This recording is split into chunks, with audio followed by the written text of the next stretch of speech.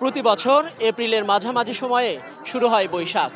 আর বৈশাখ মানেই আনন্দ, উৎসব আর বাঙালির প্রাণের উচ্ছ্বাস।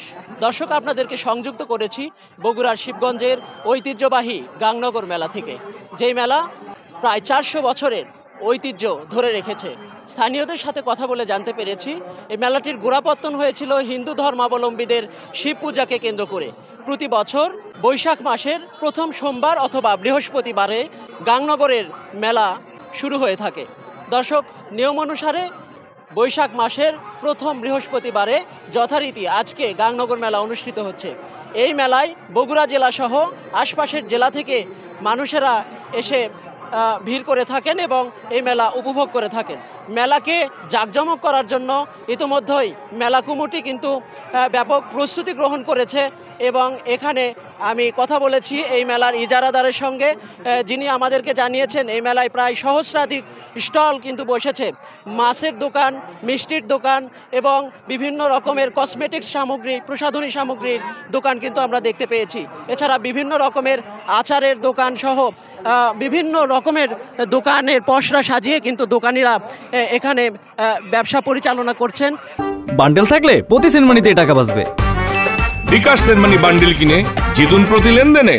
এবং বিভিন্ন এলাকা থেকে কিন্তু ক্রেতারা এখানে এসে সামগ্রী কিনছেন। দর্শক, আপনাদেরকে ক্যামেরার চোখে আমি দেখাচ্ছি গাংনগর ঐতিহ্যবাহী গাংনগর মেলার দৃশ্যগুলো, যেই মেলায় কিন্তু উপচে পড়া ভিড় আমরা এই মুহূর্তে লক্ষ্য করছি। দর্শক, আপনাদেরকে ক্যামেরার চোখে দেখানোর চেষ্টা করছি।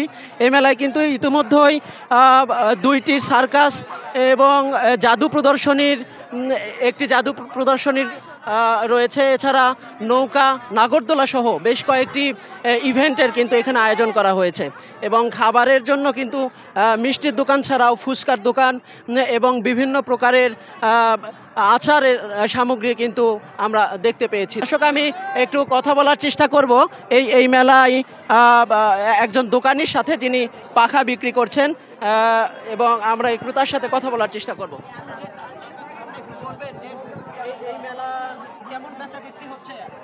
আজকে প্রথম বাজার তো, কিন্তু আজকে তাও আল্লাহর মোটামুটি ভালো, লোকজন মোটামুটি ভালো আছে। আজকে সবাই আনন্দের উপর আছে, বুঝছেন, সবাই আনন্দের উপর।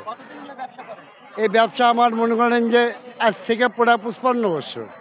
মেলা সম্পর্কে কথা বলেছি শিবগঞ্জ উপজেলার নির্বাহী কর্মকর্তা জিয়াউর রহমানের সাথে। তিনি আমাদেরকে জানিয়েছেন মেলাকে নির্বিঘ্ন করতে এবং জনগণের নিরাপত্তা বিধান করতে তারা ব্যাপক ভূমিকা পালন করে যাচ্ছেন। এবং এই সাথে আমি কথা বলেছি শিবগঞ্জ থানার ভারপ্রাপ্ত কর্মকর্তা শাহিনুজ্জামানের সাথে। তিনি আমাদেরকে কিন্তু মেলার যেন নির্বিঘ্ন হয় সেই ব্যাপারে কিন্তু কথা বলেছেন। সাদা পোশাকের পাশাপাশি পোশাকধারী পুলিশরা কিন্তু এখানে দায়িত্ব পালন করছেন। দর্শক, এখন পর্যন্ত বগুড়ার শিবগঞ্জের গাংনগর মেলা থেকে আমরা কোনো অপ্রীতিকর ঘটনার সংবাদ পাইনি। এই ছিল আমার কাছে বগুড়ার শিবগঞ্জ থেকে সর্বশেষ।